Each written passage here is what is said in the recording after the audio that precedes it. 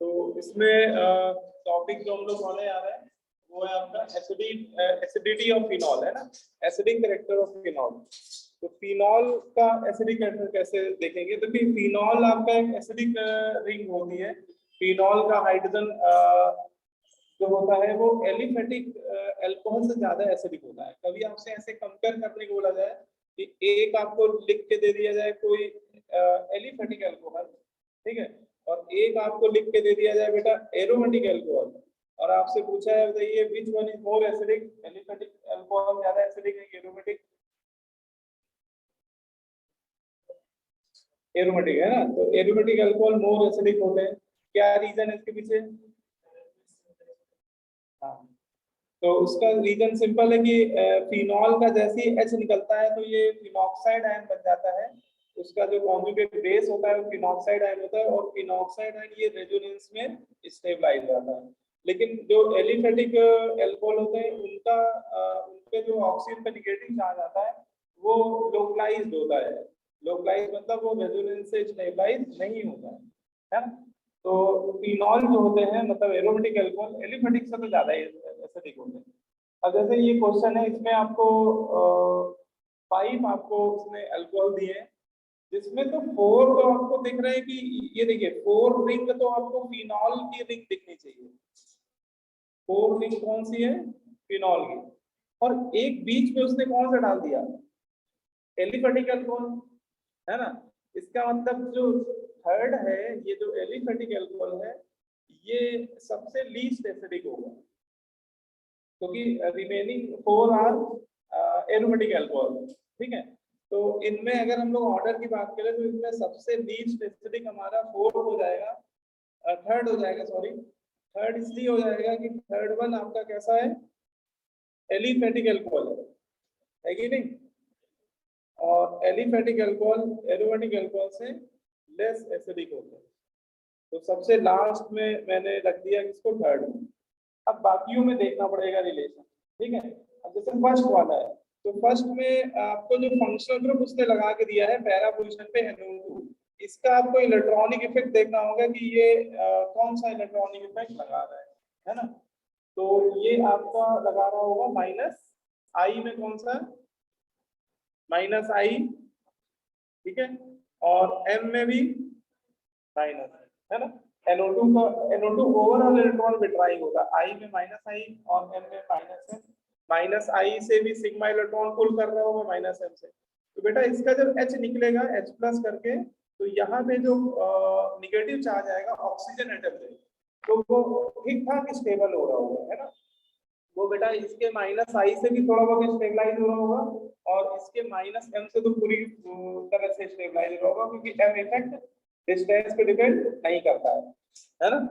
बोलो भाई, क्योंकि इसका निगेटिव चार्ज पूरी रिंग में डिलोकाइज होगा। जैसे ये इधर आएगा, फिर ये पाई इलेक्ट्रॉन इधर आएगा, ये इधर आएगा, है ना, इस तरह से।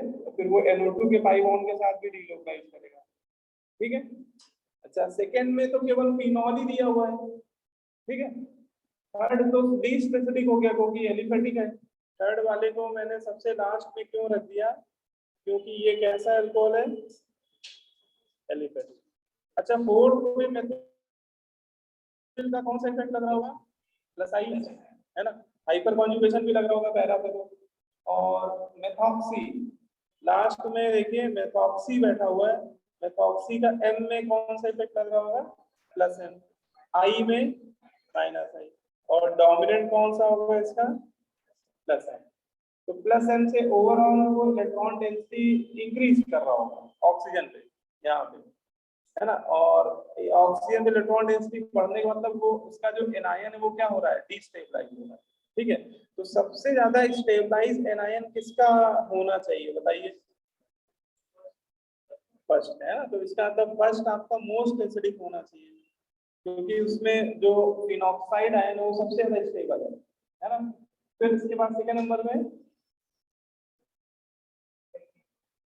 फिर सेकेंड ही हो जाएगा, सेकंड।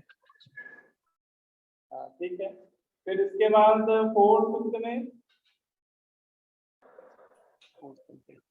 तो फोर्थ फिफ्थ वाला होना चाहिए, क्योंकि हाँ नहीं रुक जाओ, उसमें प्लस एम है ना, तो प्लस एम इफेक्ट से ज्यादा डिस्टेबलाइज हो रहा होगा फोर्थ फिफ्थ वाला, है ना। हाइपर कॉन्जुगेशन इफेक्ट पे डोमिनेंट होता है ना मेजोमरी इफेक्ट, ठीक है। तो जो इफेक्ट डोमिनेंट होता है उसमें कंपेयर पहले कर लिया करो। तो प्लस एम इफेक्ट ज्यादा डोमिनेंट होता है हाइपर कॉन्जुगेशन पे, तो इसका मतलब ये निगेटिव चार्ज डेंसिटी को ज्यादा इंक्रीज कर रहा होगा एज कम्पेयर टू, यहाँ पे इंक्रीज हो रहा होगा नेगेटिव चार्ज डेंसिटी, लेकिन उतना नहीं इंक्रीज हो रहा होगा जितना लास्ट वाले में, है ना, क्योंकि प्लस एम इफेक्ट ज्यादा डोमिनेट करता है। ठीक है, माइनस आई अपोज जरूर करता है, लेकिन डोमिनेंट तो प्लस ही एम है ना उसका। तो इसके बाद आपको 4 लिखना होगा और उसके बाद फिफ्थ, ठीक है। थर्ड तो सबसे लास्ट में हो जाएगा क्योंकि वो आपका कैसा एसिड था, एलिफेटिक एसिड था। तो ये आपका ऑर्डर हो गया, एसिडिक स्ट्रेन का ऑर्डर ये बन गया, एसिडिक स्ट्रेन, ठीक है, क्लियर है। तो फिनॉल में भी सेम वही तरीका है, जैसे हम लोग कार्बोक्सिलिक एसिड में देख रहे थे वैसे ही हम लोग फिनॉल में भी देखते हैं, ठीक है। एक ये वाला आप लोग खुद से अटेम्प्ट कर दीजिए।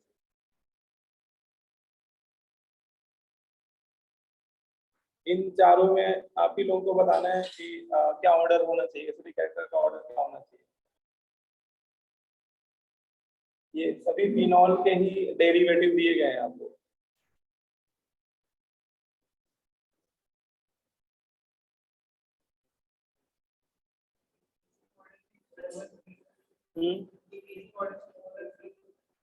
डिक्रीजिंग ऑर्डर में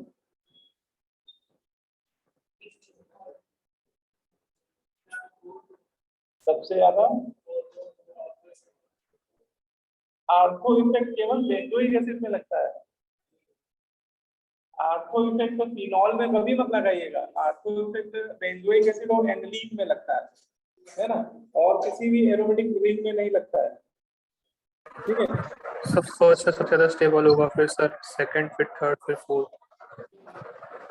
तो हाँ, acidic.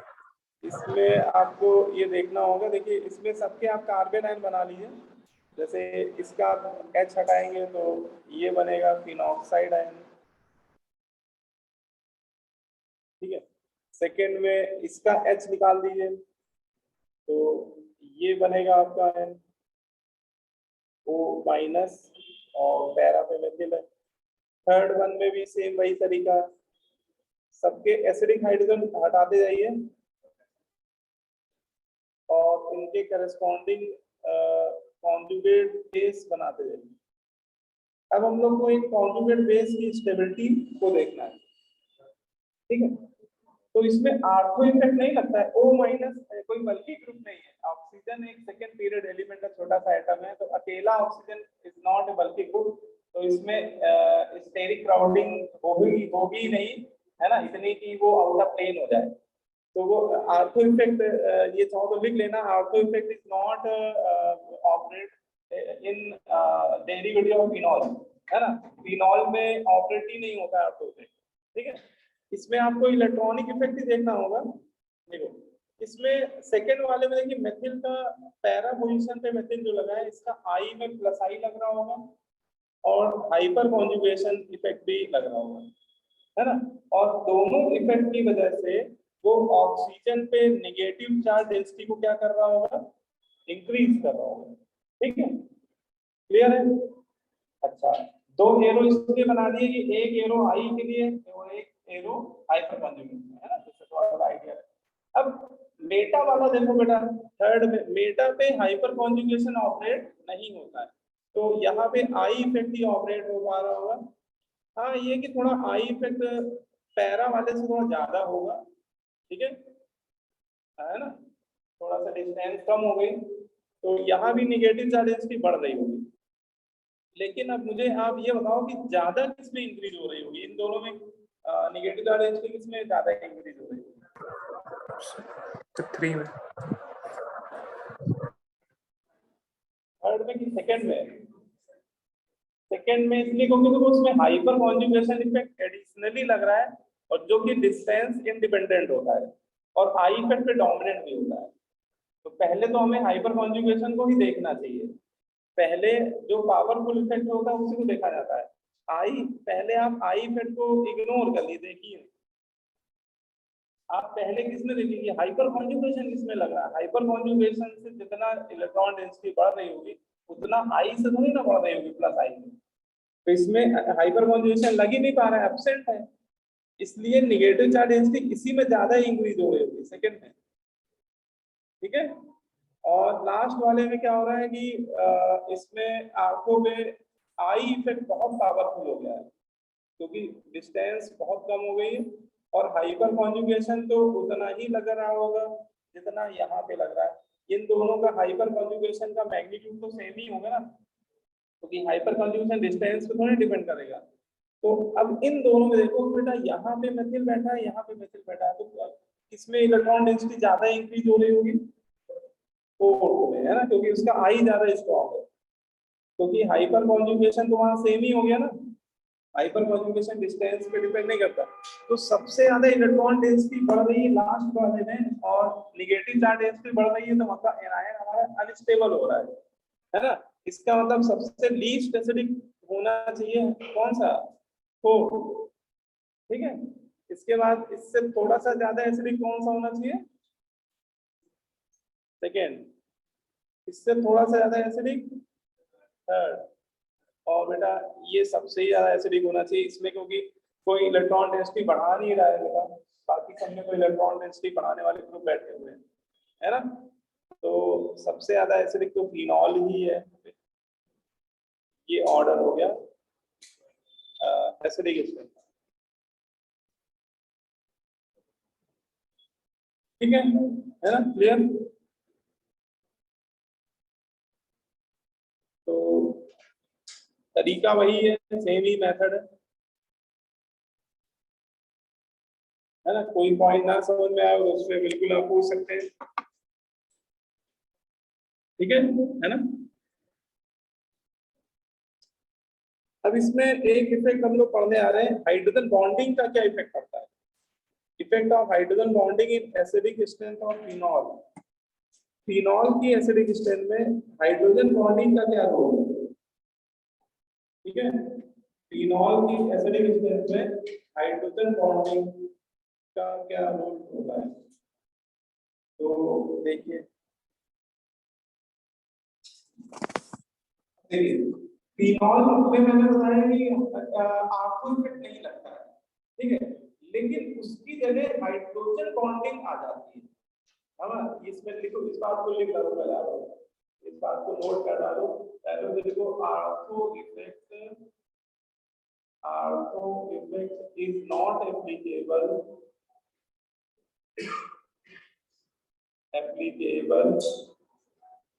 In ortho derivative of phenol, ortho effect जो होता है वो फिनॉल के आर्थो डेरिवेटिव में के डेरिवेटिव में ऑपरेट ही नहीं होता है, एप्लीकेबल ही नहीं होता है। लेकिन अगर कोई ऐसा ग्रुप आके बैठ जाए फिनॉल की आर्थो पोजीशन पे जो फिनॉल के एसिडिक हाइड्रोजन के साथ इंट्रामॉलिक्यूलर हाइड्रोजन बॉन्डिंग बनाने लगे, तो उस इंट्रामॉलिक्यूलर बॉन्डिंग की वजह से एसिडिक स्ट्रेंथ थोड़ी सी कम हो जाती है ना। तो ये भी लिखो,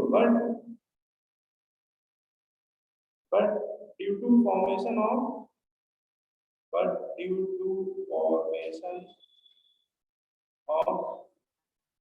intramolecular hydrogen bonding, but due to formation of intramolecular hydrogen bonding, acidic strength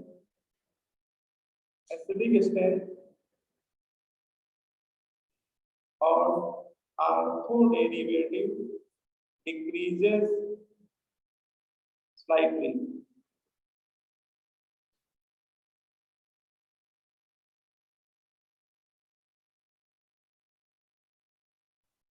ठीक है।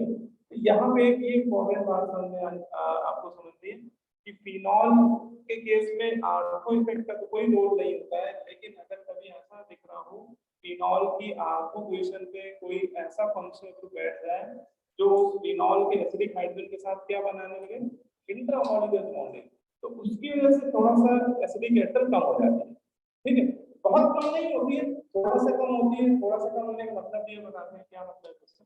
जैसे देखो इन चारों में आप मुझे बता सकते हो कि इंटरमॉलिक्यूलर बॉन्डिंग बन रही है तो किसमें बन रही है?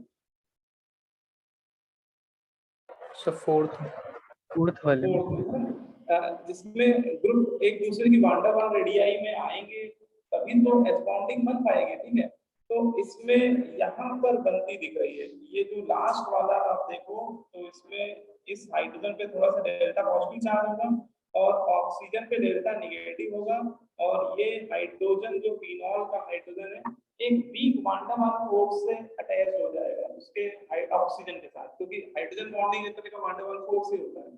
ठीक है, अच्छा, ये हमेशा स्मॉल डिस्टेंस पे ही ऑपरेट होती है। आर्थो पे डिस्टेंस बहुत कम हो जाती है फंक्शनल ग्रुप के बीच में, वो दोनों ग्रुप एक दूसरे की वान टू वान रेडियाई पे लाई करने लगते हैं, इसलिए वो हाइड्रोजन बॉन्डिंग वहां पे बन रहा है।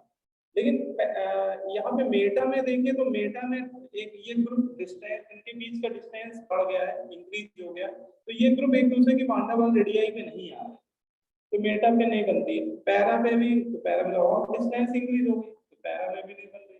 ठीक है, तो लास्ट वाले में इंट्रामॉलिक्यूलर बॉन्डिंग बन रही है। अब इसका एसिडिक कैरेक्टर में इफेक्ट क्या पड़ता है, अब उसको समझते हैं।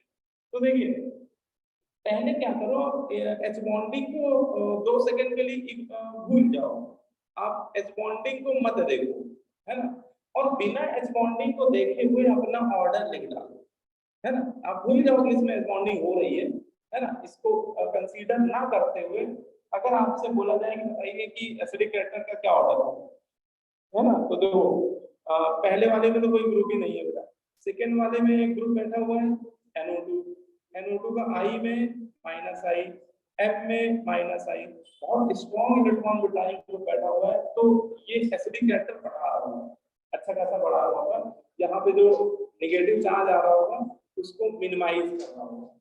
ठीक है, अच्छा, थर्ड वाले में क्या है, NO2 कहाँ बैठ गया, मेटा पोजीशन पे, मेटा पे M इफेक्ट नहीं लगता है, केवल NO2 का क्या ऑपरेट हो पा रहा होगा -I, तो -I से भी वो इलेक्ट्रॉन डेंसिटी तो डिक्रीज कर ही रहा होगा, इलेक्ट्रॉन सिग्मा इलेक्ट्रॉन तो अपनी तरफ खींच ही रहा होगा, इससे नेगेटिव चार्ज डेंसिटी डिक्रीज हो रही होगी, थोड़ी बहुत तो कम हो जाएगी, लेकिन जितनी कम सेकंड में हो रही उतनी तो कम नहीं हो रही, है ना।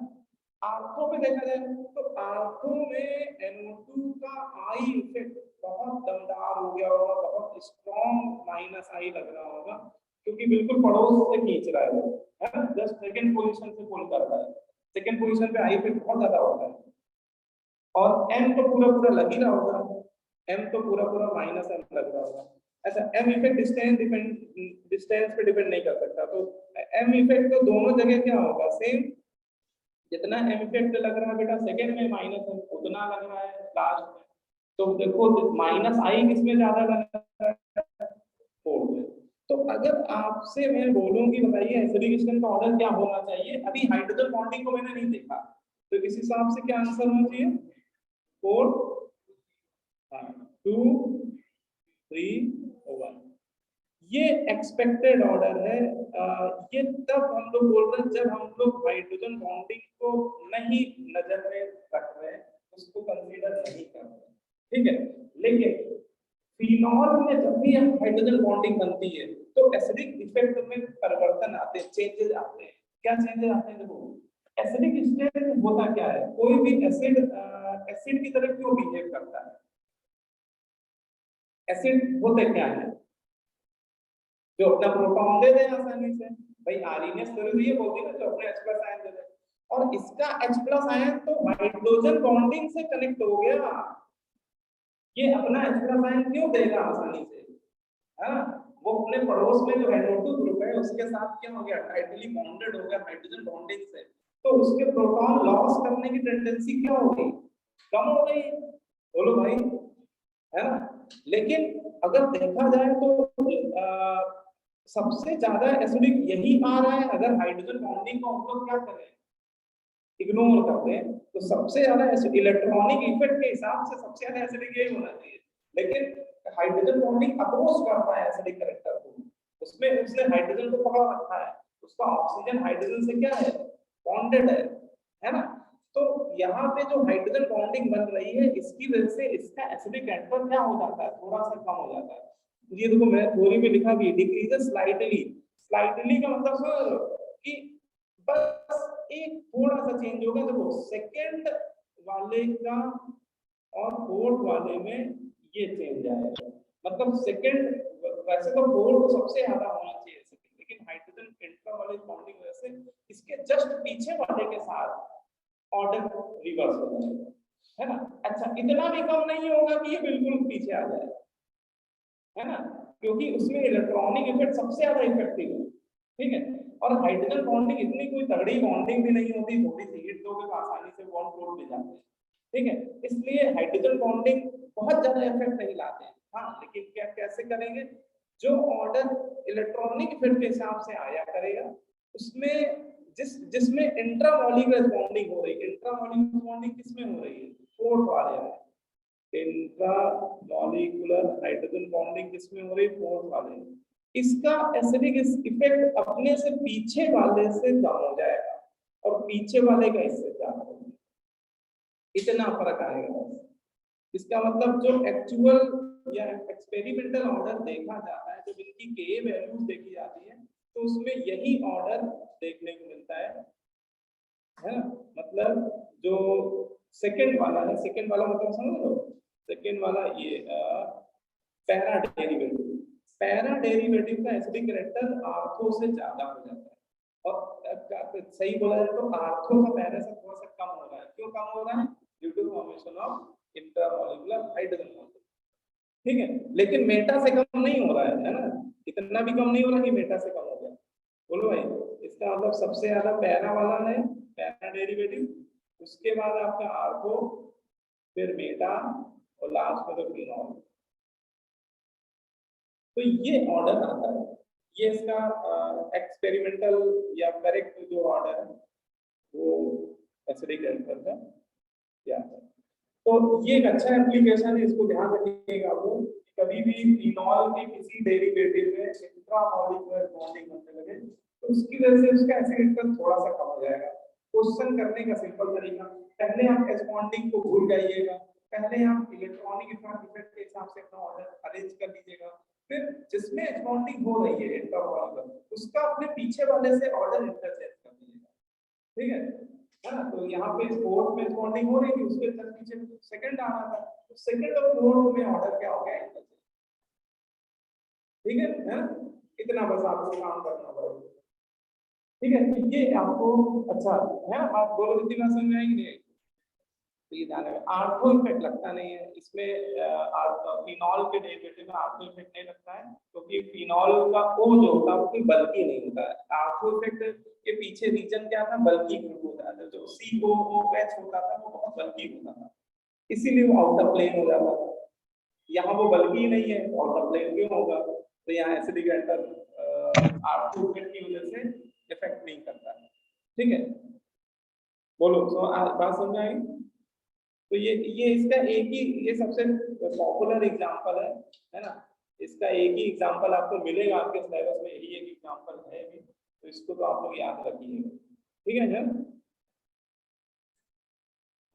एसिडिक कैरेक्टर का हाइड्रोजन बॉन्ड। अच्छा आंसर लिखना, बिल्कुल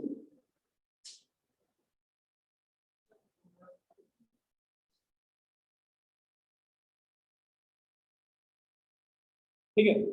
आर्थो डेरिवेटिव का एसिडिक कैरेक्टर थोड़ा सा कम हो गया पैरा वाले से। क्यों कम हो गया, due to formation of intramolecular hydrogen bond. Hydrogen bonding वजह से उसका जो हाइड्रोजन है वो आसानी से लॉस नहीं करेगा, इतनी आसानी से ये जो पैरा वाला है वो दे देगा, क्योंकि उसका हाइड्रोजन कोई किसी बॉन्ड से अटैच नहीं, हाइड्रोजन बॉन्ड टाइप के किसी फोर्स से अटैच नहीं, ठीक है। तो सारा समझ में आ रहा है, अच्छे से समझ में आ रहा है, कोई डाउट तो नहीं है ना। किसी बच्चे कोई भी डाउट हो तो उसको पूछना है, इसमें ऐसा बिल्कुल ये नहीं कि आप बिल्कुल बोलिए नहीं, कहीं कोई चीज नहीं समझ में आ रही है इसको बिल्कुल पूछिए, है ना। आगे समझ में आ रहा है, यस, आगे बढ़े। तो इसमें अगला एक ये बड़ा अच्छा एग्जांपल दिया गया है, comparison between acidic strength of maleic acid and fumaric acid. ये क्वेश्चन बहुत ज्यादा पूछा जाता है। मैलिक एसिड फ्यूमरिक एसिड पे मतलब जेई एडवांस के पिछले पुराने पीवाई की क्वेश्चन देखोगे तो 3-4 क्वेश्चन मिल जाएंगे आपको, है ना। स्टेटमेंट वाले मिल जाएंगे कि malic acid is more acidic then fumaric acid, है ना। ट्रू फॉल्स वाले मिल जाएंगे, ठीक है। स्ट्रक्चर बना के पूछे इन लोगों ने, तो ये अच्छा क्वेश्चन है। देखिए क्या है, पहले तो हमें पता होना चाहिए कि मैलिक एसिड क्या होता है और फ्यूमेरिक एसिड क्या होता है, ठीक है। तो एक सबसे पहले लाइन लिख लो, ये दोनों ज्योमेट्रिकल आइसोमर्स होते हैं। Maleic acid and fumaric acid are geometrical isomers. ये क्या होते हैं, दोनों ज्योमेट्रिकल आइसोमर्स होते हैं। Maleic acid and fumaric acid are geometrical isomers. Maleic acid और फ्यूमेरिक एसिड बेटा ज्योमेट्रिकल आइसोमर्स होते हैं। अच्छा, ज्योमेट्रिकल आइसोमर्स आप लोगों ने थोड़ा तो पढ़ा ही होगा कि सिस और ट्रांस दो फॉर्म में एग्जिस्ट करते हैं। अगर कोई कंपाउंड जीआई शो करता है तो उसके नेचर में दो स्ट्रक्चर एग्जिस्ट करते हैं, एक उसका सिस फॉर्म होता है, एक उसका ट्रांस फॉर्म होता है। सिस और ट्रांस में क्या फर्क होता है? सिस और ट्रांस में देखिए आपको जनरल फॉर्म में बता देते हैं कि कार्बन कार्बन डबल बॉन्ड के अबाउट जब भी जीआई शो होती है तो अगर same group same functional group same side लाई करने लगे, डबल बॉन्ड के सेम साइड, है ना, तो ऐसे ज्योमेट्रिकल आइसोमर को सिस बोलते हैं, सिस फॉर्म बोलते हैं, है ना। सिस कब बोलते हैं? If same functional group lie same side around the carbon carbon double bond, carbon carbon double bond के एक ही तरफ लाई करने लगे सेम ग्रुप, तो उसको क्या बोलते हैं? सिस। ट्रांस कब बोलते हैं? जब सेम, तो इसमें क्या है कि सेम फंक्शन को अपोजिट साइड लाई करने लगते हैं। एक इस डबल बॉन्ड के ऊपर वाले प्लेन पे लाई कर रहा है और ये डबल बॉन्ड के प्लेन को आप कंसीडर करो इसी के रिस्पेक्ट में देख रहे हैं, तो एक इसके ऊपर लाई कर रहा है तो एक इसके नीचे लाई कर रहा है, सेम ग्रुप अपोजिट साइड लाई करके, है ना। उसमें क्या था कि दोनों सेम ग्रुप सेम ही साइड लाई कर रहे थे, दोनों बिलो द प्लेन लाई कर रहे थे या दोनों same group above the plane lie कर रहे थे, ठीक है। तो ये होगा। अच्छा, मैलिक एसिड सिस फॉर्म होती है और फ्यूमेरिक एसिड ट्रांस फॉर्म होती है। तो अच्छा, ये इनका स्ट्रक्चर पहले बना लो आप लोग। ये कार्बोक्सिलिक एसिड होते हैं, मैलिक एसिड सिस फॉर्म होती है। तो इसमें क्या करिए, इसमें दोनों कार्बोक्सिलिक एसिड एक ही तरफ रखिएगा डबल बॉन्ड, ठीक है। तो ये आपका बन गया मैलिक एसिड, है ना। उसमें दोनों सी डबल एक ही साइड लाई करते हैं डबल बॉन्ड, और फ्यूमेरिक में क्या होगा, दोनों अपोजिट साइड लाई करेंगे, बस इतना ही फर्क होता है, ठीक है। मैलिक फ्यूमेरिक एसिड में ये दोनों ज्योमेट्रिकल आइसोमर है।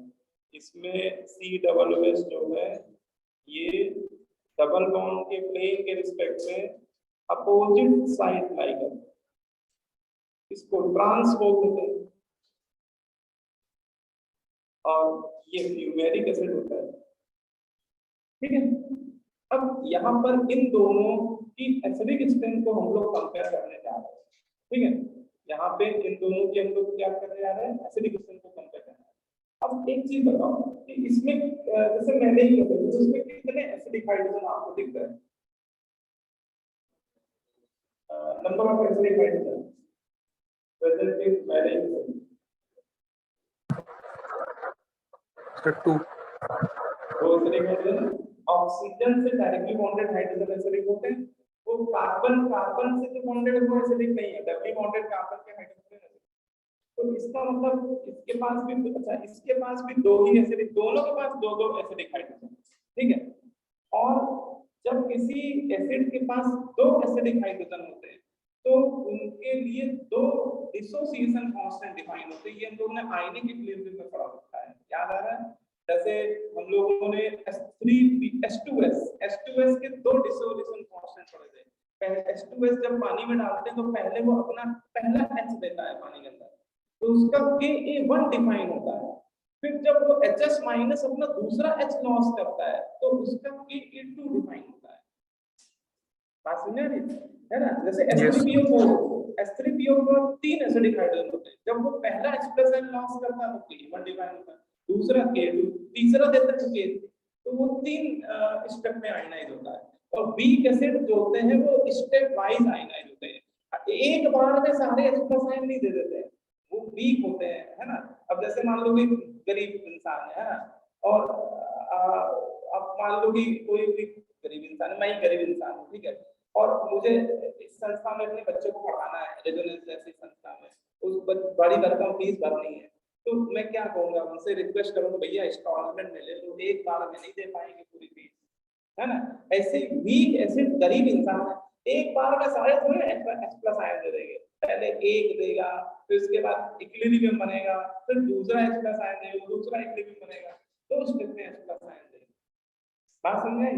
तो ये जो सिस वाला है, ये कैसे H प्लस आयन देगा, तो ये पहले अपना एक H प्लस आयन लॉस करेगा, कोई भी देखो सिमेट्री है, कोई भी निकाल दो आप, ये वाला निकाल दो चाहे ये वाला निकाल दो, चलो इसको निकाल देते हैं, ठीक है, तो ये मैंने निकाल दिया भाई, तो ये मैंने इसको इसका पहला H हटा दिया,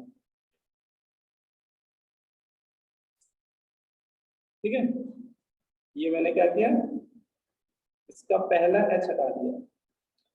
और जब भी कोई वीक एसिड अपना पहला H देता है पानी के अंदर और एक इक्विलिब्रियम टाइप का बना रहा होगा, तो उसका कौन सा डिस्टेंस कांस्टेंट डिफाइन होगा कि A1। अच्छा, ये केवल मैलेइक एसिड का है तो छोटा सा m लिख दिया मैंने, ठीक है। अब देखो, अब मैं फ्यूमेरिक एसिड से निकालने जा रहा हूँ क्या H, तो इसका K1 डिफाइन होगा, ये फ्यूमेरिक का होगा तो F लिख देता हूँ, तो इसमें इसका एनायन क्या बन रहा होगा, इसका एनायन ये बन रहा होगा, ठीक है। अब मुझे बताओ कि इन दोनों में ज्यादा एसिडिक कौन सा होगा, क्यों, हाँ, तो H बॉन्डिंग से उसका एनायन स्टेबल नहीं हो जाएगा, और एसिड का H निकलने के बाद अगर उसका कॉन्जुगेट बेस अगर स्टेबलाइज हो जाता है तो वो ज्यादा स्ट्रॉन्ग एसिड होता है ना।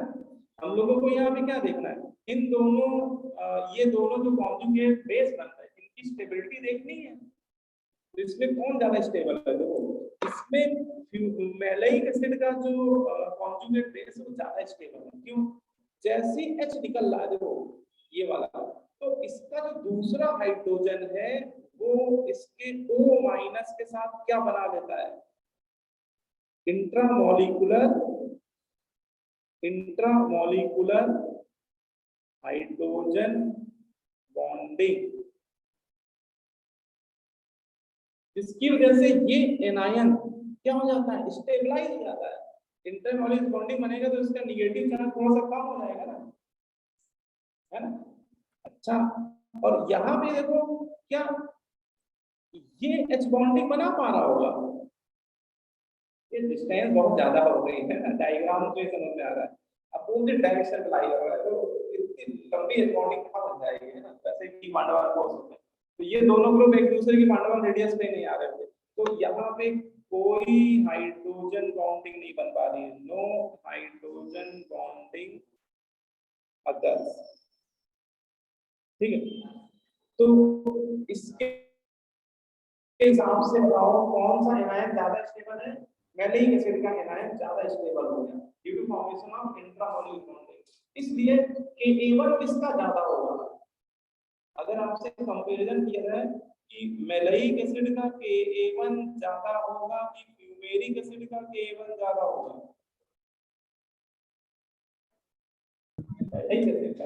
क्योंकि वो चाहेगा आसानी से अपना H प्लस आयन दे देगा, क्योंकि उसको दिख रहा है कि उसका भविष्य उज्जवल है, वो H प्लस आयन देने के बाद एक स्टेबल हाइड्रोजन बॉन्डिंग से स्टेबलाइज एनायन में कन्वर्ट हो रहा है, तो वो कहेगा ले जाओ ले जाओ ले जाओ, आसानी से दे देगा H प्लस आयन, और ये कहेगा ले जाओ करना ले जाओ, कौन सा स्टेबल होता है ठीक है।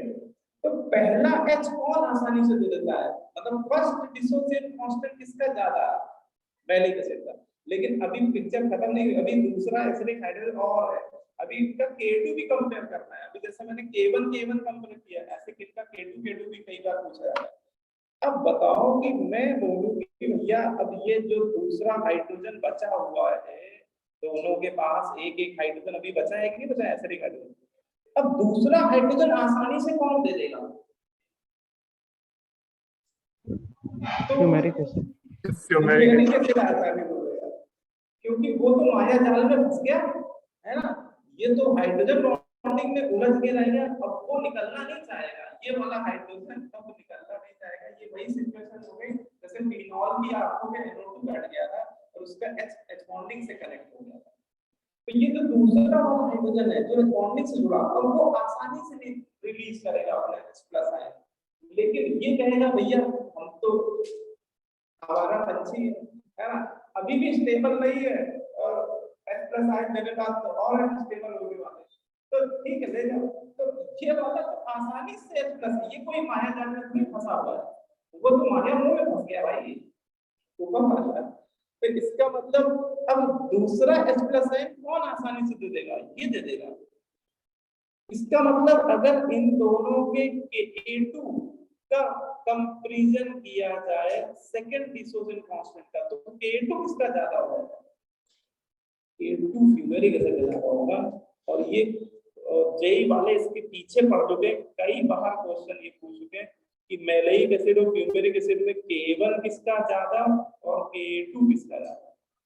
तो K1 ज्यादा होता है मैलेइक एसिड का, मतलब जो फर्स्ट डिसोसिएशन कांस्टेंट होता है वो मैलेइक एसिड के का ज्यादा होता है, लेकिन जो सेकंड डिसोसिएशन कांस्टेंट होता है वो फ्यूमेरिक एसिड का ज्यादा होता है। पहला H+ आयन मैलेइक एसिड आसानी से दे देता है, लेकिन दूसरा H+ ion fumaric acid easily देता है। मैलेइक एसिड का हाइड्रोजन वो हाइड्रोजन बॉन्डिंग से कनेक्ट हो जाता है, उसका एसिडिक कम हो जाता है दूसरे हाइड्रोजन, है ना। आगे बात, तो ये काफी बहुत पॉपुलर क्वेश्चन है और मतलब इतना ज्यादा इंपॉर्टेंट है कि ये इतनी बाहर आ चुका है, इसको काउंट करना भी मुश्किल, बहुत बार आया है, ठीक है। इसको याद ही रखिएगा, मतलब इतना ज्यादा इंपॉर्टेंट क्वेश्चन है, इसको थ्योरी में हम लोग को पढ़ाना ही पड़ता है ना। ये पूछ ही जा रहा है जैसे कि हर एग्जाम में पूछ लिया गया, AI रिप्ली जब चलता था तब भी पूछा उन्होंने, मेंस के पेपर में पूछ चुके हैं लोग, एडवांस में 3-4 बार पूछ चुके हैं, ठीक है। तो ये याद रखिएगा, बहुत इंपॉर्टेंट क्वेश्चन में से एक है, ठीक है। चलो अच्छा, अब हम लोग समराइज करने जा रहे हैं कि हम लोग पूरी ऑर्गेनिक केमिस्ट्री में जितने भी डिफरेंट टाइप के ऑर्गेनिक एसिड होते हैं उनका रिलेटिव ऑर्डर क्या है ना। सब एक जनरल ऑर्डर लिखने जा रहे हैं, जितने भी ऑर्गेनिक एसिड होते हैं उनके बीच में रिलेटिव ऑर्डर क्या होता है ना। तो देखो भाई, ये ऑर्डर कई बार हम लोग के काम आ जाता है क्वेश्चन में, तो ये पता होना चाहिए। देखिए वैसे तो देखो इनऑर्गेनिक एसिड की बात करें तो इनऑर्गेनिक एसिड में जानते हो सबसे ज्यादा स्ट्रॉन्गर एसिड कौन सा होता है? HNO3 से भी ज्यादा Ka HI का होता है। हाँ ये लैब में अवेलेबल नहीं होता है ना, इसलिए लेबोरेटरी स्केल में HI का नाम आता नहीं है, लेकिन K वैल्यू के बेसिस देखा जाए तो HI बहुत स्ट्रॉन्गर एसिड है, ठीक है। इसके बाद सेकंड नंबर में कौन आता है? HBr। थर्ड नंबर पे आता है सल्फ्यूरिक एसिड। ये मैं लिख रहा हूं इनके Ka की वैल्यू के बेसिस पे, है ना, और सबकी अपनी Ka एक वैल्यू होती है, वो मुझे याद है, मैं लिख रहा हूं, लेकिन आपको बस ऑर्डर ही याद रखना है। उसके बाद नाइट्रिक एसिड आता है, नाइट्रिक एसिड काफी पीछे आ रहा है, और फिर HCl, फिर HF। तो ये तो इनऑर्गेनिक एसिड का ऑर्डर है ना। लेकिन हम लोगों से इस चैप्टर में जो ऑर्डर हम लोग को याद रखना है वो ऑर्गेनिक एसिड के रिस्पेक्ट में याद रखना है।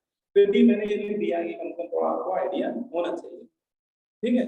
बोलो, अब ऑर्गेनिक एसिड में आते हैं, तो ऑर्गेनिक एसिड में सबसे ज्यादा स्ट्रॉन्गर एसिड जानते हो कौन सा होता है फंक्शनल ग्रुप के रिस्पेक्ट में? बताओ बेटा, आदित्य राज सिंह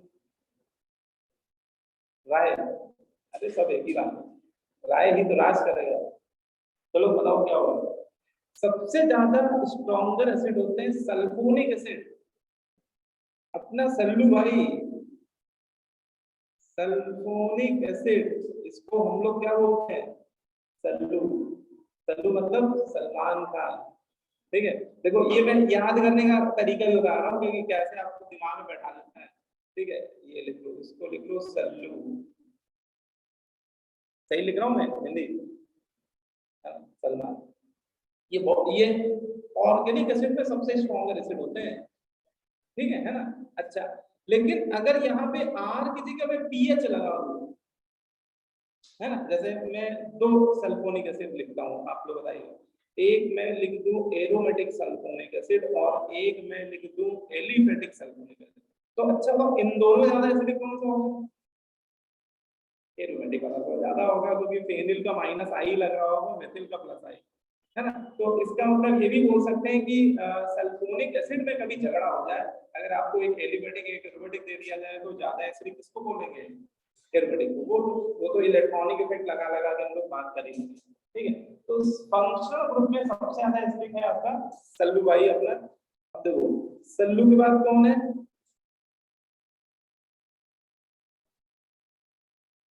फॉर्मिक एसिड। हाँ, कार्बोक्सिलिक एसिड, ये सही कह रहे हो, लेकिन कार्बोक्सिलिक एसिड में भी कौन? Formic acid. क्या नाम है इसका?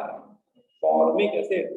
नाम इनका नहीं पता है, जिसका नहीं पता लिख लीजिए फॉर्मिक एसिड। इसको हम लोग बोलेंगे फसे। फॉर्मिक एसिड को हम लोग क्या बोल रहे हैं? अरे फसे।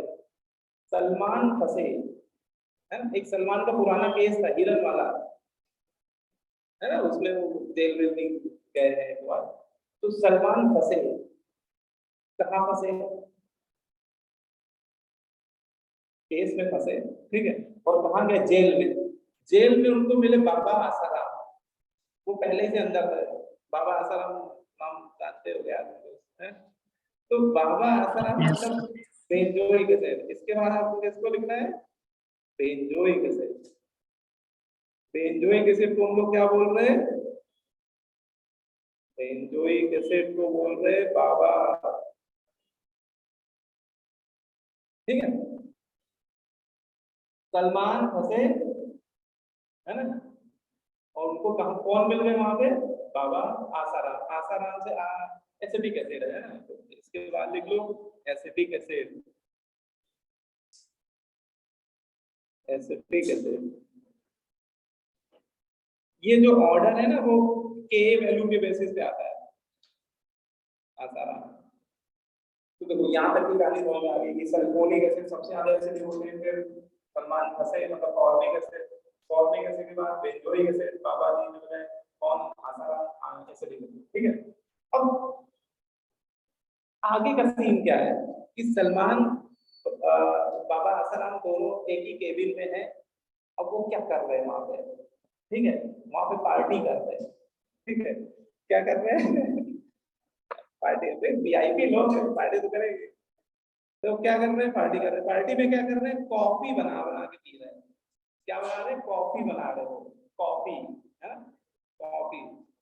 कॉफी, कॉफी, कॉ से कार्बोनिक एसिड H2CO3, और पी से फिनॉल, इन दोनों को मिला के मैं बोल रहा हूँ कॉफी।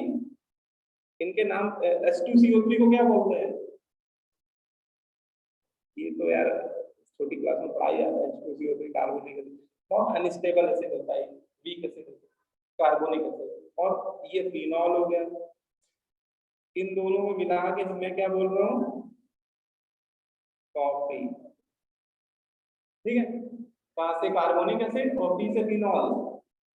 ठीक है, तो सलमान फंसे बाबा आसाराम के साथ, वहां दोनों क्या कर रहे हैं? पार्टी कर रहे हैं। पार्टी में क्या कर रहे हैं? कॉफी बना रहे हैं।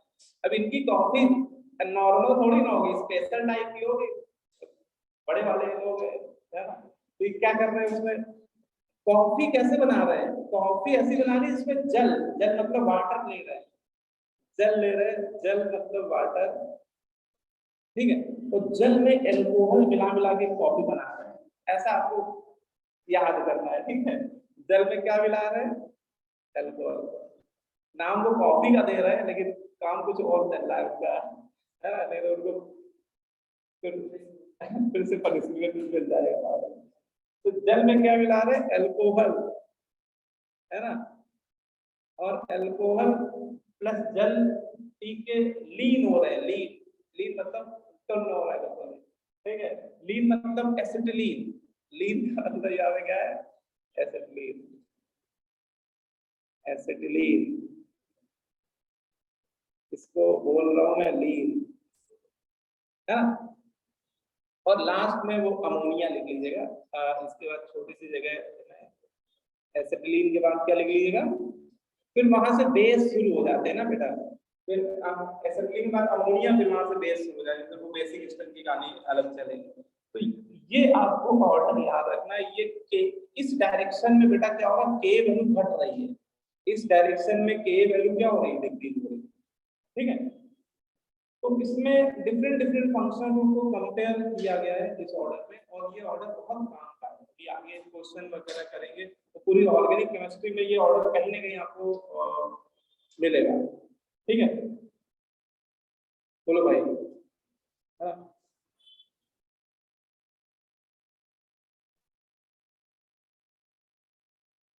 आई बात सुन, है ना। अब देखो इसमें एक कुछ देखो केमिस्ट्री वैसे भी एक्सेप्शनल केसों से भरी पड़ी है, तो एक एक्सेप्शन भी है, वो भी लिख लो।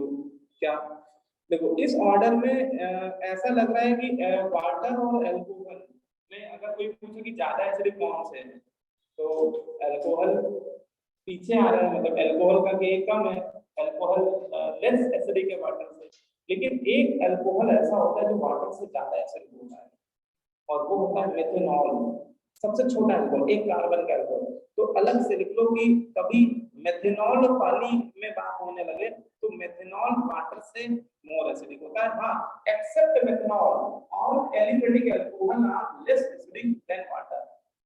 मेथनॉल को छोड़ दीजिए तो सारे एलिफेटिक अल्कोहल जैसे एथेनॉल, प्रोपेनॉल, ब्यूटेनॉल, पेंटेनॉल, वो सब वाटर से लेस एसिडिक है, लेकिन मेथनॉल वाटर से मोर एसिडिक है।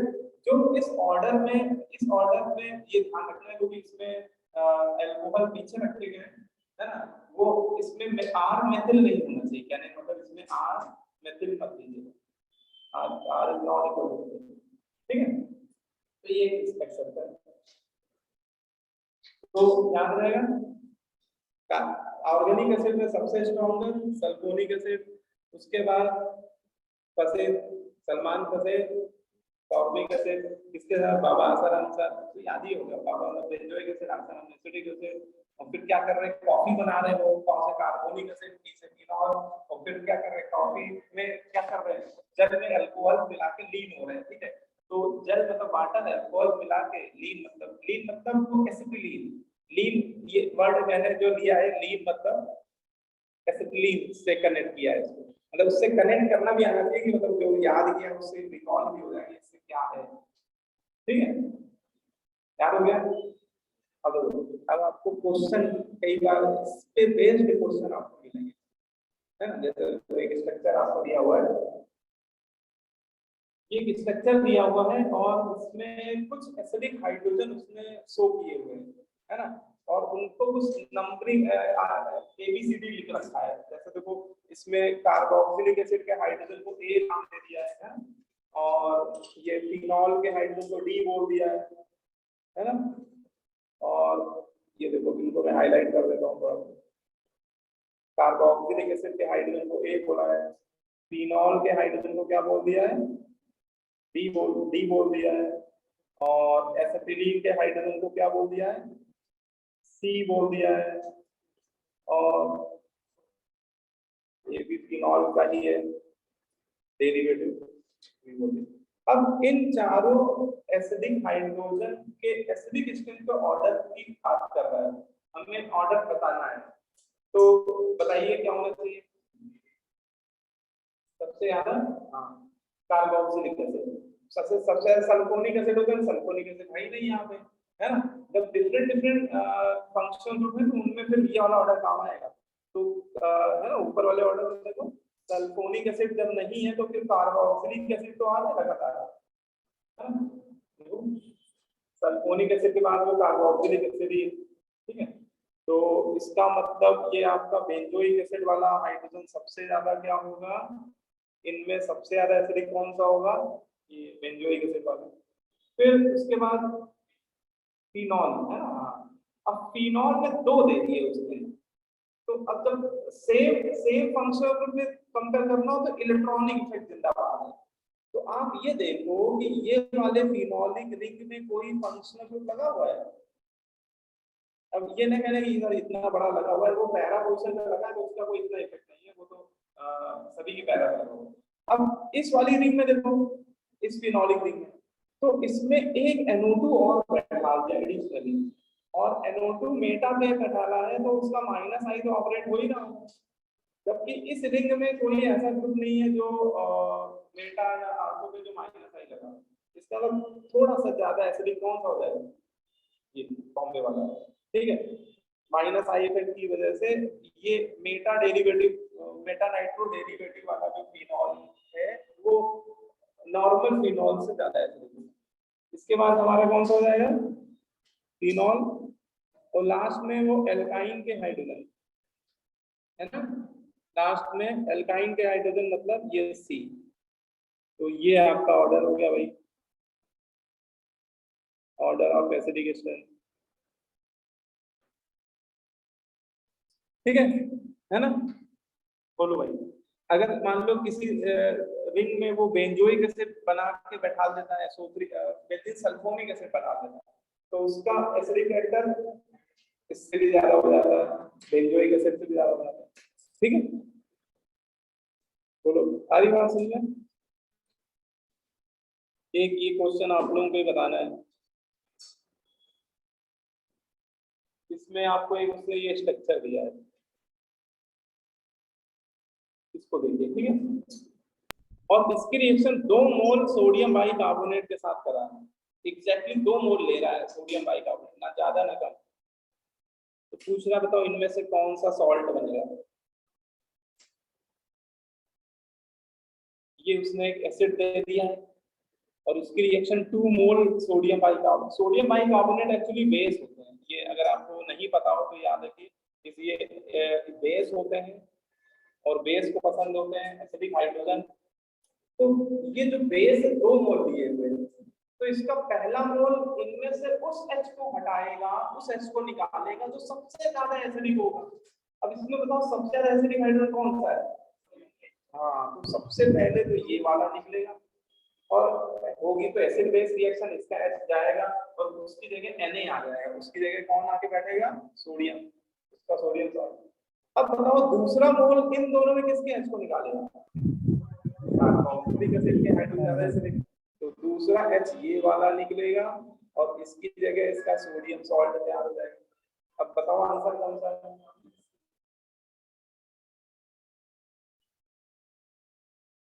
हाँ बताओ, तैयार है, ऑप्शन सी। तो बिल्कुल सही, सी वाला। एक यहाँ पे आ गया सोडियम, एक यहाँ पे आ गया, ठीक है। तीसरा वाला नहीं निकल पाया क्योंकि आपने 2 ही मोल लिया था, अगर आप 3 मोल लेते या एक्सेस में लेते तो यहाँ भी Na आ जाता है ना, फिनॉल का H भी सॉल्ट बना लेता, लेकिन आपने 2 ही मोल लिया इसलिए हमारा आंसर सही हो गया।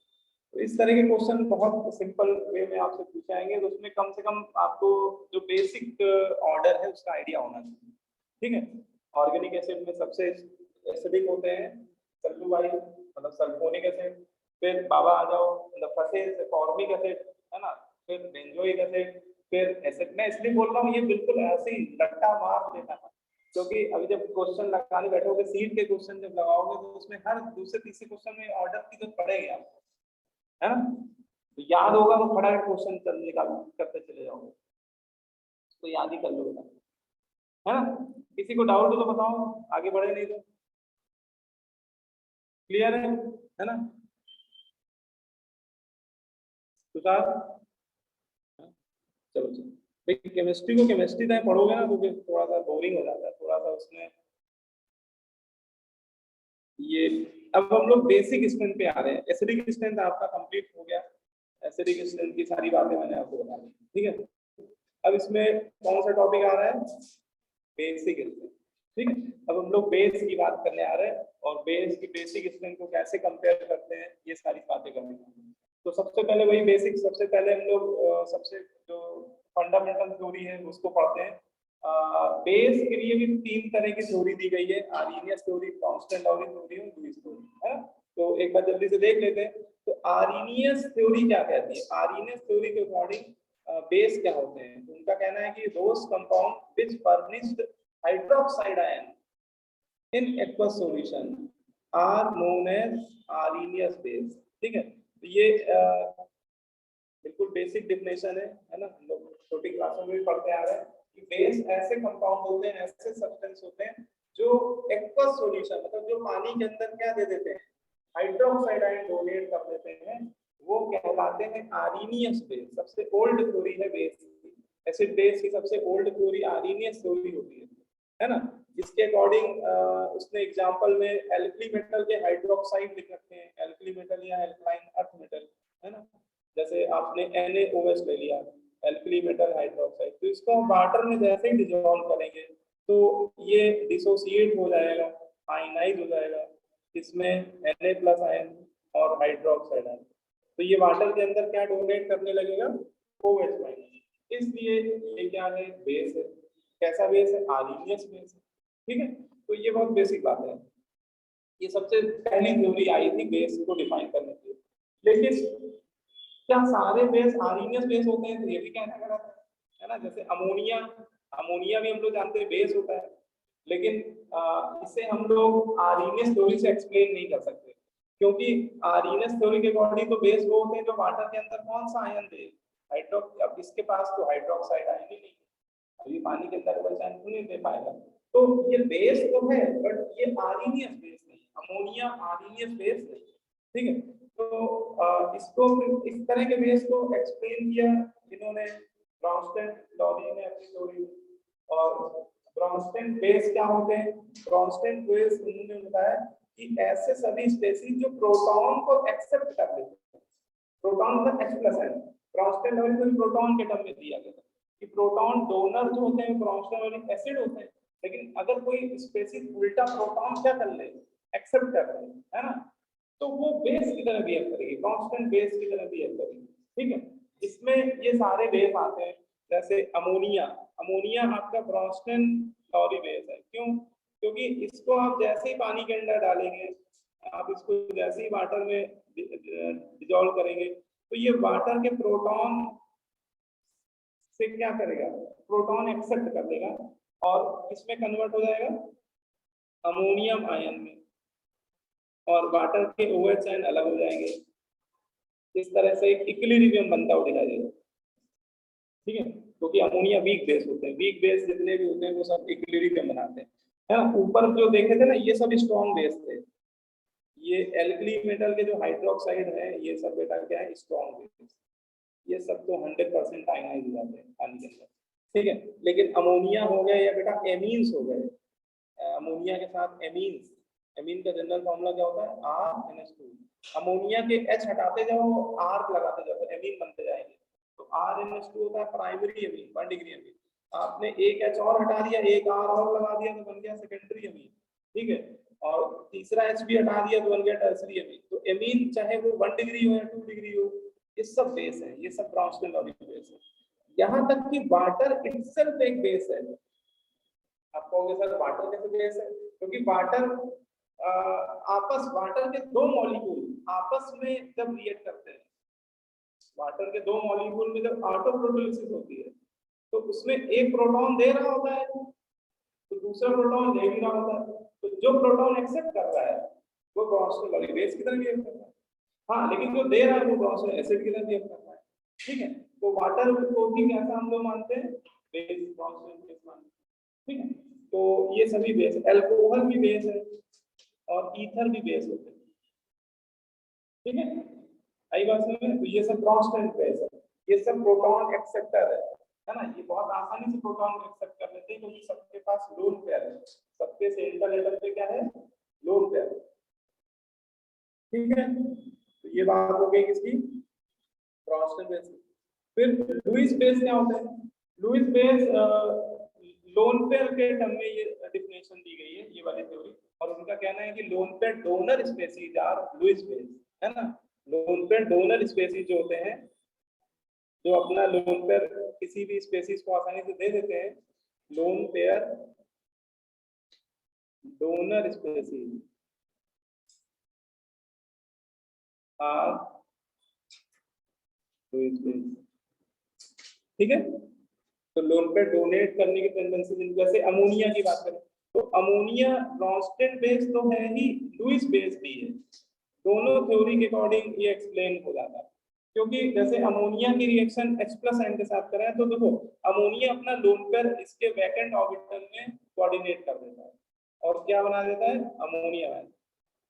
तो इसके अकॉर्डिंग अमोनिया अपना लोन पेयर डोनेट करता है, और लोन पेयर डोनेट करने वाली जितनी भी स्पेसीज होती है वो सब लुईस बेस की कैटेगरी में आ रहे हैं, ठीक है। ऐसे ईथर, ऐसे अल्कोहल, है ना। जैसे ये वाला एग्जांपल देखो, इसमें इन्होंने ईथर के लिए समझाया कि ईथर भी अपना लोन पेयर H+ आयन को डोनेट कर देते हैं, है ना। तो वो लुईस बेस की तरह बिहेव करने लगते हैं, ठीक है।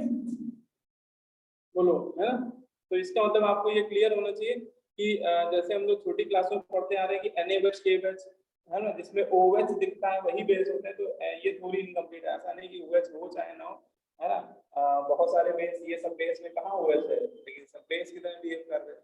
तो ब्रॉन्स्टन लॉरी और तो अच्छा ऑर्गेनिक बेस, और हम लोग ऑर्गेनिक केमिस्ट्री में जो बेस पढ़ेंगे वो बेटा यही वाले बेस पढ़ेंगे। कौन, एमीन्स, है ना। हम लोग का मेन फोकस इस पे रहेगा, एमीन्स, नाइट्रोजन डेरिवेटिव। हम लोग नाइट्रोजनस बेस की बात करेंगे। ऑर्गेनिक केमिस्ट्री में जो बेस हम लोग पढ़ते हैं वो नाइट्रोजनस बेस होते हैं, वो एमीन हुआ करेंगे, एमाइड हुआ करेंगे, साइनाइड हुआ करेंगे, है ना। उन्हीं के बारे में हम लोग को डिस्कस करना है मेनली, ठीक है। बोल भाई, अब आते हैं कि भैया बेसिसिटी क्या होती है।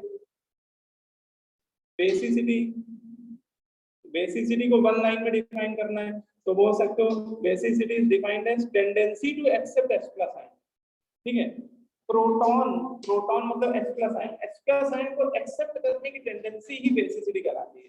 कोई बेस जितनी ईगरनेस के साथ, जितनी आसानी के साथ H+ आयन को कैप्चर कर लिया करेगा वो उतना स्ट्रॉन्ग बेस होगा, उसकी बेसिसिटी ज्यादा होगी, है ना। H+ आयन को एक्सेप्ट करने की टेंडेंसी जितनी ज्यादा होगी जिस बेस के अंदर, वो उतना स्ट्रॉन्ग बेस हुआ करेगा, तो उसकी बेसिसिटी ज्यादा होगी। और बेसिसिटी को केवी से रिप्रेजेंट किया था, मतलब बेसिसिटी को कंपेयर जब भी करेंगे तो हम लोग कहीं ना कहीं केवी वैल्यू की बात कर रहे होंगे, क्योंकि जितना केवी ज्यादा होगा किसी बेस का, उसका H+ आयन को एक्सेप्ट करने की टेंडेंसी भी क्या होगी, ज्यादा होगी। Higher the Kb value, more will be the tendency of acceptance of H+ ion, ठीक है। उसकी एक्सेप्टेबिलिटी भी ज्यादा होगी, उतनी आसानी से H+ आयन को क्या करेगा, कैप्चर किया जाएगा, है ना। इसका मतलब वो बेस जो इजीली H+ आयन को गेन कर लिया करेंगे या एक्सेप्ट कर लिया करेंगे वो अच्छे बेस हुआ करेंगे, उनकी बेसिसिटी ज्यादा हुआ करेंगे, है ना। बोलो भाई, तो कहीं पे बेसिसिटी वर्ड आएगा तो समझ जाओगे क्या मतलब है।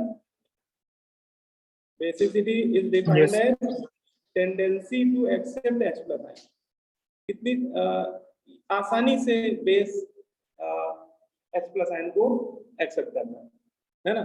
तो वही उसकी क्या है, बेसिसिटी। अब हम लोग को जो ऑर्गेनिक केमिस्ट्री में बेस पढ़ते हैं या बेसिक इसमें की बात करनी है तो हम लोग बेसिकली एमीन्स की बात करेंगे। Amines are nitrogenous base. Amines कैसे बेस होते हैं, ये नाइट्रोजनस बेस होते हैं। तो हम लोगों को जो ऑर्गेनिक केमिस्ट्री में बेस पढ़ने हैं वो हम लोगों को मेनली नाइट्रोजनस बेस पढ़ने हैं, और नाइट्रोजनस बेस में सबसे फेमस होते हैं एमीन। सबसे पॉपुलर नाइट्रोजनस बेस एमीन ही होते हैं, ठीक है। अब जैसे मैंने ये लिख दिया एक 1 डिग्री एमीन, ये मैंने क्या लिखा हुआ है, एक 1 डिग्री एमीन लिख दिया, ठीक है। और उसको मैंने वाटर में डिसॉल्व कर दिया। तो ब्रॉन्स्टन लॉरी थ्योरी क्या कहेगी, ब्रॉन्स्टन लॉरी थ्योरी कहेगी वाटर में जैसे डिसॉल्व किया तो नाइट्रोजन पे क्या है, लोन पेयर है, तो वो क्या करेगा, वाटर के प्रोटॉन H+ आयन को एक्सेप्ट करने लगेगा, ठीक है। और क्या बना देगा, एक वो कैटायन बना देगा, क्या बना देगा, RNS3 प्लस, एक प्रोटॉन उसने कैप्चर कर लिया RNS3 प्लस, और डोनेट क्या कर देगा OH माइनस। तो OH माइनस कहाँ से आया, वाटर का ही तो होगा, वाटर का H प्लस आयन तो एक्सेप्ट कर लिया, OH आयन कैंसिल जाओ ना, ठीक है, तो OH आयन बाहर निकल गए। तो ये एक इक्विलिब्रियम बनता है यहाँ पे, ठीक है, क्योंकि एमीन आर वीक बेस, तो वो इक्विलिब्रियम बनाएंगे, क्योंकि 100% थोड़ी ना डिसोसिएट हो रहा है, ठीक है।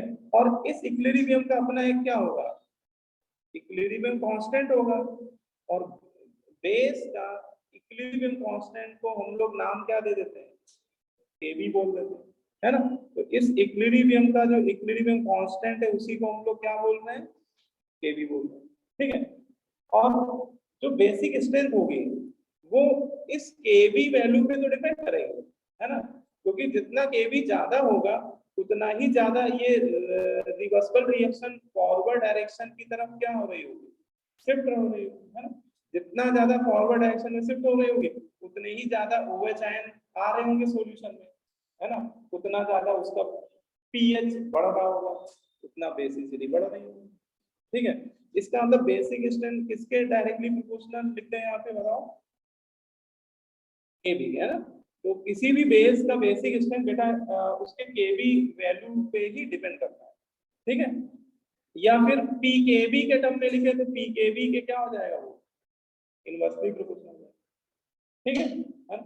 और Kb वैल्यू किस आयन के कंसंट्रेशन पे डिपेंड करेगी, मेनली देखा जाए तो OH आयन, है ना, क्योंकि जितना OH आयन कंसंट्रेशन बढ़ेगा जितनी ज्यादा ये रिएक्शन किधर जाएगी, फॉरवर्ड डायरेक्शन में। ये इक्विलिब्रियम जितना ज्यादा फॉरवर्ड डायरेक्शन की तरफ शिफ्ट होगा उतना ज्यादा हाइड्रोक्साइड आयन बढ़ेगा, उतना उसका pH बढ़ेगा, उतना ही ज्यादा सॉल्यूशन बेसिक होता जाएगा। तो इसका मतलब ये हाइड्रोक्साइड आयन कंसंट्रेशन के क्या हो जाया करेगा, डायरेक्टली प्रोपोर्शनल। तो ये बात समझ में आनी चाहिए, बहुत बेसिक बात है, बेस के लिए बहुत बेसिक बात है कि बेस कोई भी बेस है और कोई भी वीक बेस है तो उसका जो Kb होगा वही उसकी बेसिसिटी को डिफाइन करेगा, उसका बेसिक स्ट्रेंथ या बेसिसिटी Kb के डायरेक्टली प्रोपोर्शनल, है ना, और Kb directly proportional OH ion. अच्छा, फिर आती बात की क्या Kb वैल्यू हमें दी जाएगी क्वेश्चन में, कि बेस लिख दिया उसके सामने उसका Kb लिख दिया, तो पूछे बताओ कौन अच्छा बेस है, तो इतना आसान क्वेश्चन तो नहीं पूछेगा, है ना। आप देख के बता ही दोगे भाई इसका Kb ज्यादा वो ज्यादा बेसिक है, तो आपको कभी Kb देगा नहीं, है ना, Kb आपको कभी नहीं देगा, ना pKb देगा। तो फिर इन डेटा के बिना कैसे बताएंगे कि हम कैसे जानेंगे कि अच्छा बेस कौन सा है, तो हमें देखना है पड़ेगा कि भैया किससे OH आयन ज्यादा आ रहे हैं, और OH आयन उसमें ज्यादा आएंगे जितना इक्विलिब्रियम किधर जाएगा, फॉरवर्ड डायरेक्शन में, और ये इक्विलिब्रियम फॉरवर्ड डायरेक्शन में ज्यादा जाए ये किस आयन की स्टेबिलिटी पे डिपेंड कर रहा है,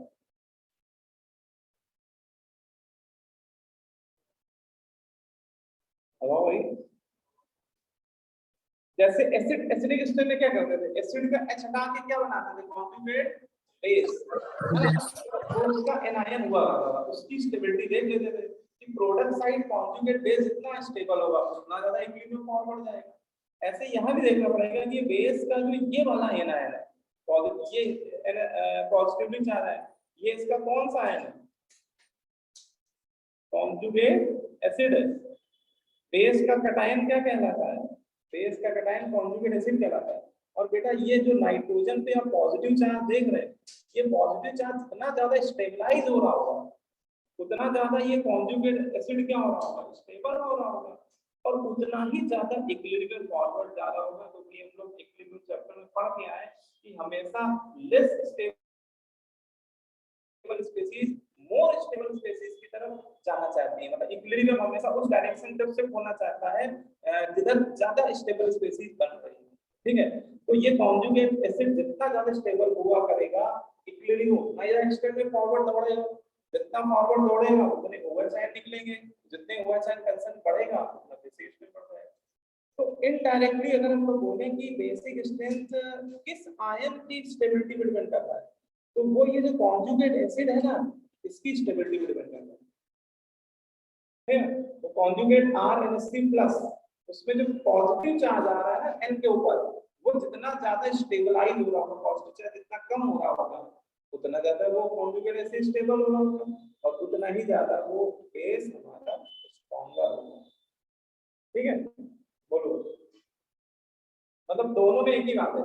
एसिड में क्या कर रहे थे, एसिड का बना रहे थे कॉन्जुगेट बेस, उसकी स्टेबिलिटी देखा करते थे। ऐसे हम लोग बेस में क्या करेंगे, बेसिक स्ट्रेंथ में हमेशा बेस का क्या बना दिया करेंगे, कॉन्जुगेट एसिड, और फिर उसकी स्टेबिलिटी चेक कर लेंगे कॉन्जुगेट एसिड कितना ज्यादा स्टेबल बनता है। ठीक है, तो ये बात हो गई। अब इसमें फिर फैक्टर्स की बात करनी पड़ेगी कि ऐसे कौन से फैक्टर हैं जो कॉन्जुगेट एसिड की स्टेबिलिटी को अफेक्ट करते हैं। ठीक है, factor affecting stability of conjugate acid, है ना। ऐसे कौन से फैक्टर हैं जो कॉन्जुगेट एसिड की स्टेबिलिटी को अफेक्ट करते हैं। तो इसमें सबसे पहला फैक्टर इलेक्ट्रोनेगेटिविटी। सबसे पहला फैक्टर क्या देखना होगा, इलेक्ट्रोनेगेटिविटी।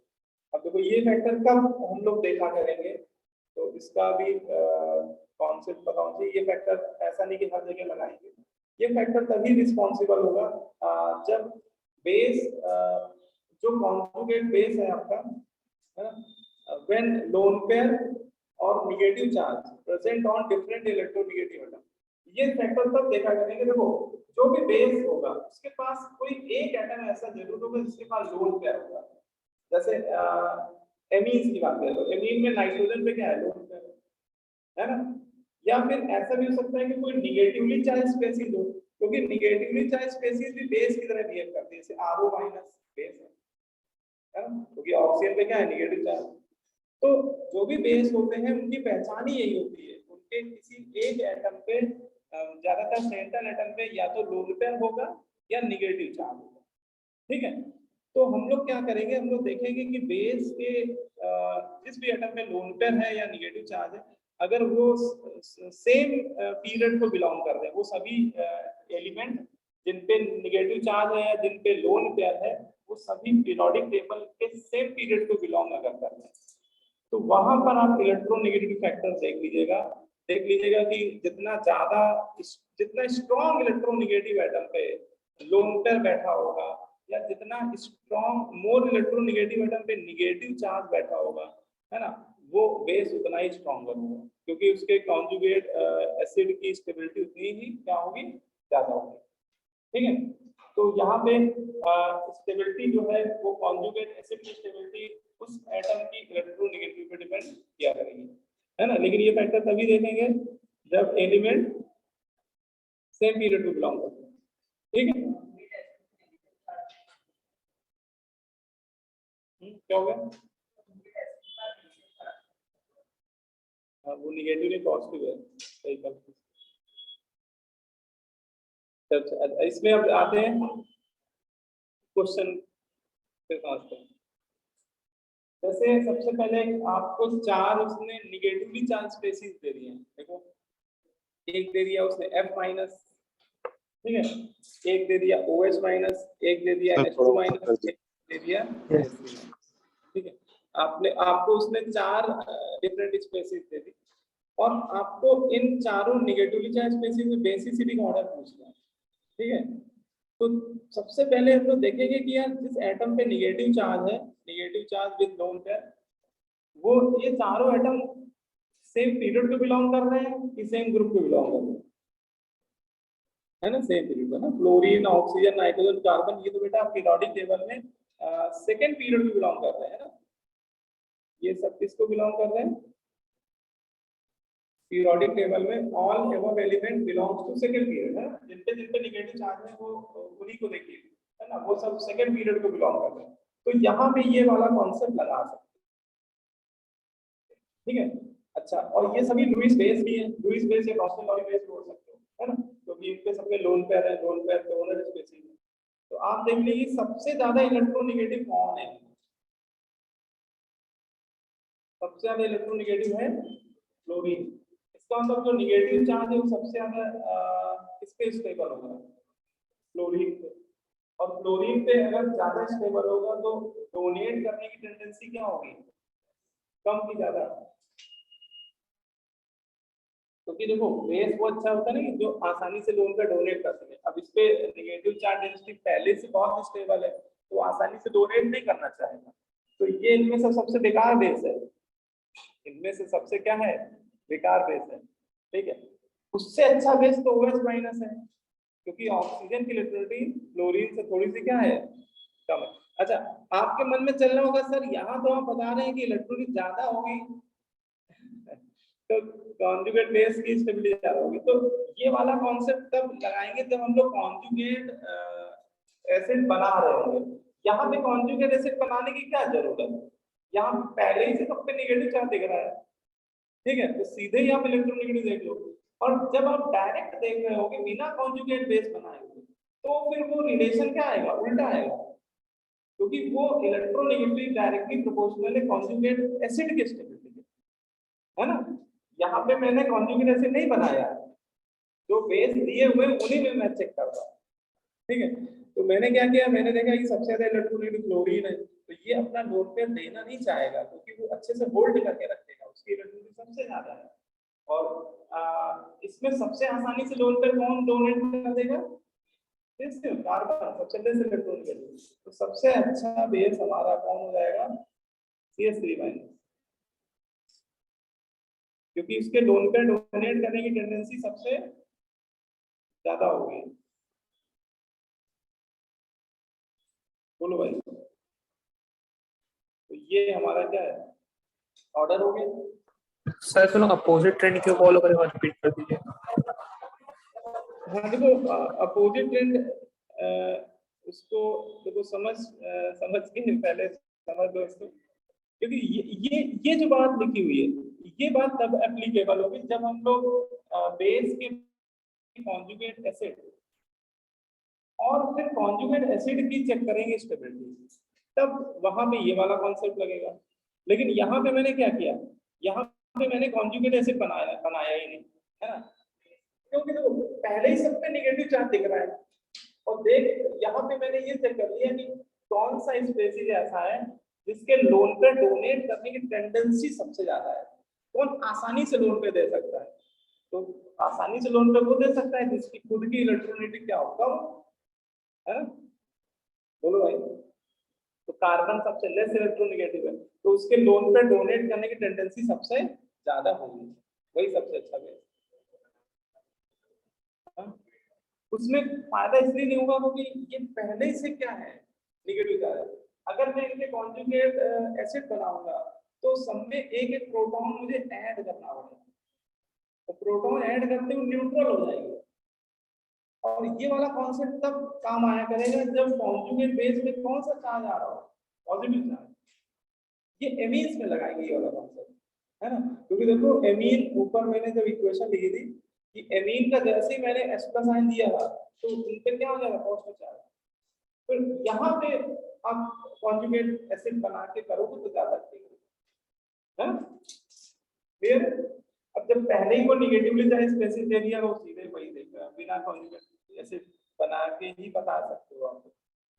अब जैसे ये वाला एग्जांपल, अब यहाँ पे उसने पहले ही सबके H हटा के दे दिया, मतलब पहले ही उसने बेस बना के दे दिया।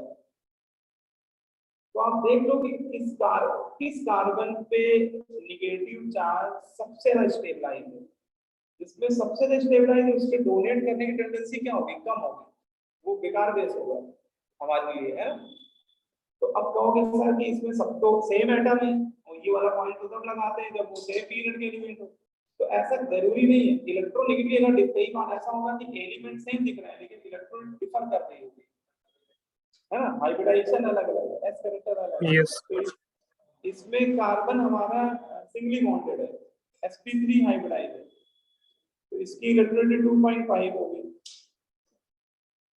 हाँ ठीक, सही बिल्कुल बता रहा है बच्चा, विनीत ने आंसर दिया है करेक्ट। इसमें sp2 है, तो sp2 वाले की थोड़ी बढ़ जाती है ना, 2.75, और इसमें ये कार्बन sp हाइब्रिडाइज है तो इसकी इलेक्ट्रोनेगेटिव और बढ़ जाएगी 3.25। तो इसमें सबसे ज्यादा इलेक्ट्रोनेगेटिव है ट्रिपली बॉन्डेड कार्बन, ठीक है। और सबसे ज्यादा इलेक्ट्रोनेगेटिविटी किसकी है, ट्रिपली बॉन्डेड कार्बन पे, तो उस पे नेगेटिव चार्ज सबसे ज्यादा क्या होगा, स्टेबल होगा, है ना। बोलो भाई, लिख लो निगेटिव चार्ज सबसे ज्यादा स्टेबल होगा।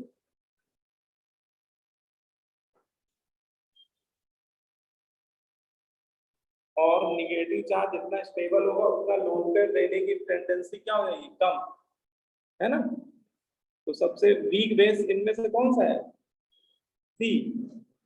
और इसमें सबसे आसानी से लोन पेयर कौन दे देगा, ए, क्योंकि उसकी इलेक्ट्रोनेगेटिविटी सबसे कम है। तो इसमें कॉन्जुगेट एसिड बनाने की जरूरत ही नहीं है। जब भी आपको निगेटिवली चार्ज स्पेसीज दे दिया जाए तो कॉन्जुगेट बेस बनाने की जरूरत नहीं है। हाँ, जब आपको न्यूट्रल स्पेसीज दिया जाए तो कॉन्जुगेट एसिड बना ले, जैसे एमीन दे दे, हाँ, तो एमीन न्यूट्रल होते हैं, तो फिर आप वहां पे बना लीजिए कॉन्जुगेट एसिड। ठीक है, तो ये पहला पॉइंट समझ आ गया तुमको, पहला फैक्टर। फिर सेकंड फैक्टर है size of atom. Second factor क्या है, साइज ऑफ एटम। ये कब देखा करेंगे, ये तब देखेंगे जब बेस का जो लोन पेयर है या फिर नेगेटिव चार्ज, बेस के पास या तो लोन पेयर होगा या नेगेटिव चार्ज, अगर वो पीरियोडिक टेबल के किसी सेम ग्रुप के एलिमेंट को बिलोंग करने लगे, है ना। कभी ऐसा हो कि बेस के नेगेटिवली चार्ज या lone pair containing atom periodic table के सेम ग्रुप को बिलोंग करने लगे, तो वहां पे इलेक्ट्रोनेगेटिविटी मत देखिएगा, क्योंकि ग्रुप के लॉन्ग जो ज्यादा डोमिनेंट फैक्टर होता है वो साइज फैक्टर होता है। ठीक है, ग्रुप के लॉन्ग साइज ज्यादा तेजी से बढ़ता है, इलेक्ट्रोनेगेटिविटी जितनी तेजी से घटती नहीं है उससे ज्यादा रेट से क्या बढ़ता है, साइज बढ़ता है। तो डोमिनेंट फैक्टर साइज हो जाता है।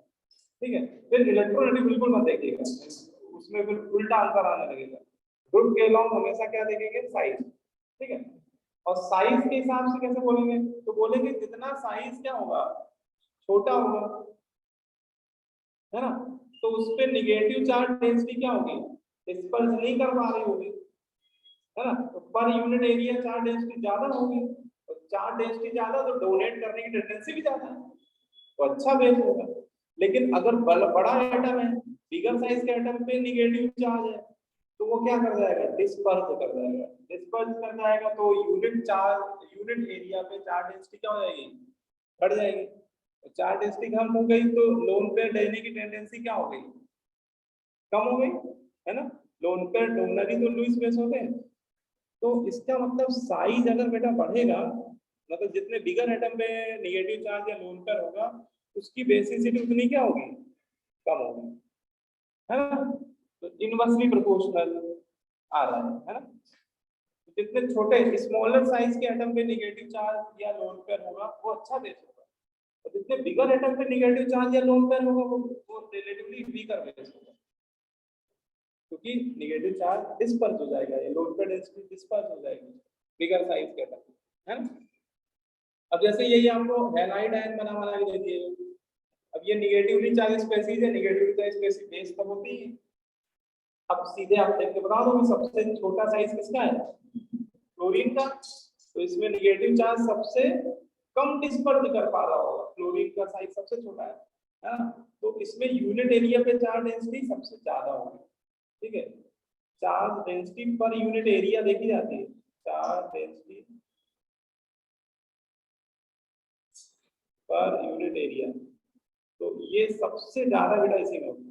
फिर क्लोरीन का साइज बढ़ गया तो चार्ज -1 का चार्ज, चार्ज का मैग्नीट्यूड तो सबसे सेम ही है ना, तो -1 का चार्ज ज्यादा डिस्पर्स कर जाएगा तो चार्ज डेंसिटी कम हो जाएगी।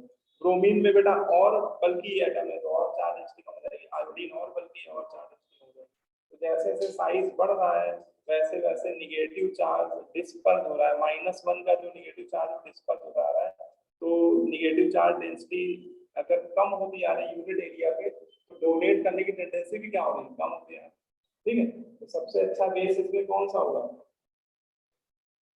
F है ना। यहाँ पे इलेक्ट्रोनेगेटिविटी मत देख लेना, यहाँ पे साइज फैक्टर चलेगा, क्योंकि ये चारों एलिमेंट सेम ग्रुप में बिलोंग करते हैं। तो as size increases basicity decreases. ठीक है, बोलो। तो ये देखो मैंने लिखा हुआ है, इसमें आप फिल कर लीजिए क्या हो तो, basicity decreases as the size of atom increases।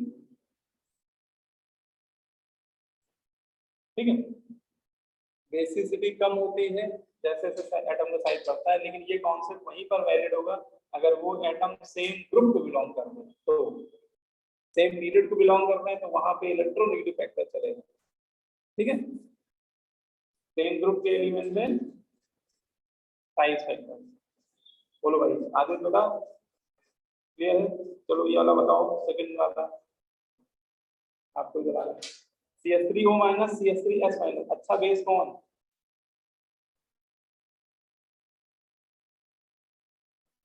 CH3O minus पहला मिला। बस छोटा एटम है तो नेगेटिव चार्ज कम डिस्पर्स होगी। ऑक्सीजन सल्फर दोनों सेम ग्रुप को बिलोंग करते हैं, ऑक्सीजन सल्फर सेम ग्रुप के लिए। अच्छा ये वाला बताओ, अमोनिया और फॉस्फीन में बताओ अच्छा बेस कौन? अमोनिया स्ट्रॉन्गर बेस है कि फॉस्फीन स्ट्रॉन्गर बेस? मतलब रिलेटिवली है तो दोनों ही बेस, लेकिन इन दोनों में रिलेटिवली स्ट्रॉन्गर कौन? तो नाइट्रोजन फास्फोरस सेम ग्रुप को बिलोंग करते हैं, अमोनिया। तो छोटा साइज किसका है? नाइट्रोजन का। तो उस पे लोन पर डेंसिटी पर यूनिट एरिया ज्यादा होगी, तो पर यूनिट एरिया लोन पर डेंसिटी तो डोनेट करने की टेंडेंसी भी ज्यादा होगी। तो अमोनिया और फॉस्फीन में stronger base ammonia, relatively stronger base ammonia.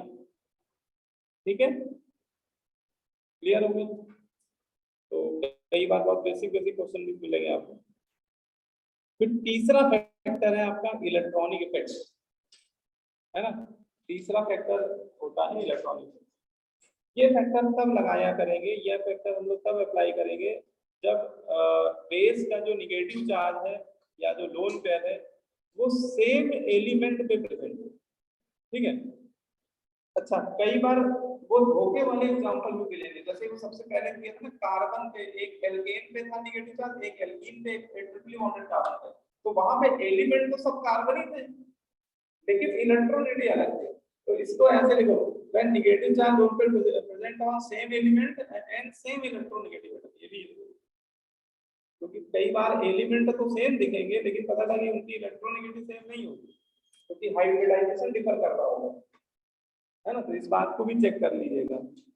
तो फिर हम लोग इलेक्ट्रॉनिक इफेक्ट का सहारा लेंगे अगर ये सिचुएशन हो कि बेस का नेगेटिव चार्ज या लोन पेयर सेम एलिमेंट पे प्रेजेंट हो और उन एलिमेंट की इलेक्ट्रोनेगेटिविटी भी सेम हो, मतलब हाइब्रिडाइजेशन भी सेम है ना, तो फिर इलेक्ट्रॉनिक इफेक्ट, इसके अलावा कोई ऑप्शन नहीं। अब इलेक्ट्रॉनिक इफेक्ट में सबसे पहले देखेंगे रेजोनेंस। इलेक्ट्रॉनिक इफेक्ट सबसे पहले क्या देखेंगे? रेजोनेंस। रेजोनेंस कैसे इफेक्ट करता है बेसिक स्ट्रक्चर?